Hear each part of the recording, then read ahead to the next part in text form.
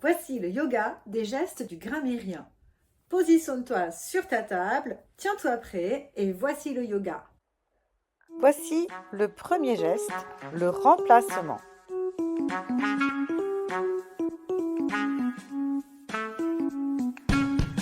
Voici le deuxième geste, l'encadrement.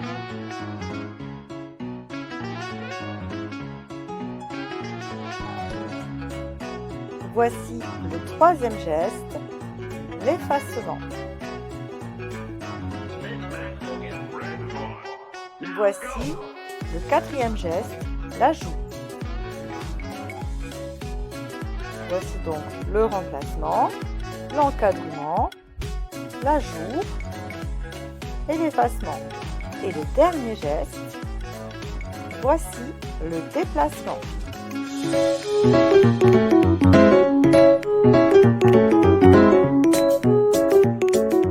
Je te refais tous les gestes. Encadrement, effacement, ajout, déplacement et remplacement. Voyons d'abord les fonctions.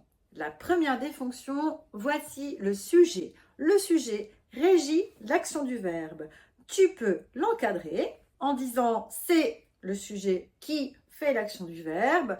Tu peux aussi le remplacer par un pronom. Voici maintenant le COD. Le COD est un complément qui complète un verbe transitif direct. Tu peux le remplacer par un pronom, donc le pronominaliser.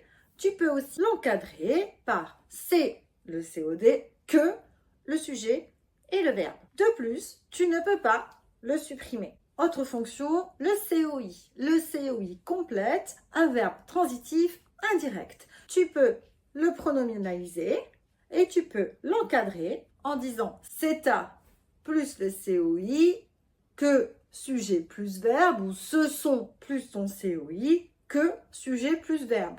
Tu ne peux pas l'enlever.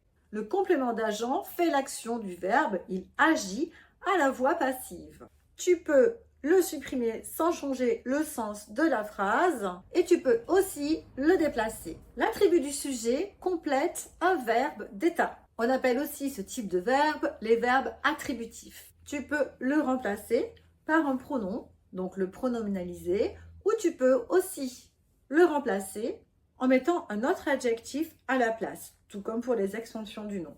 Et tu ne peux pas le déplacer. Pour ce qui est des fonctions autour de la phrase, les compléments circonstanciels, tu peux les supprimer, tu peux aussi les déplacer, tu peux aussi ajouter un autre complément circonstanciel. Passons maintenant aux expansions du nom. Dans les expansions du nom, donc les fonctions qui complètent un nom, tu as d'abord l'épithète. Tu peux le supprimer, tu peux le remplacer par une autre expansion du nom, c'est-à-dire un complément du nom ou une proposition subordonnée relative.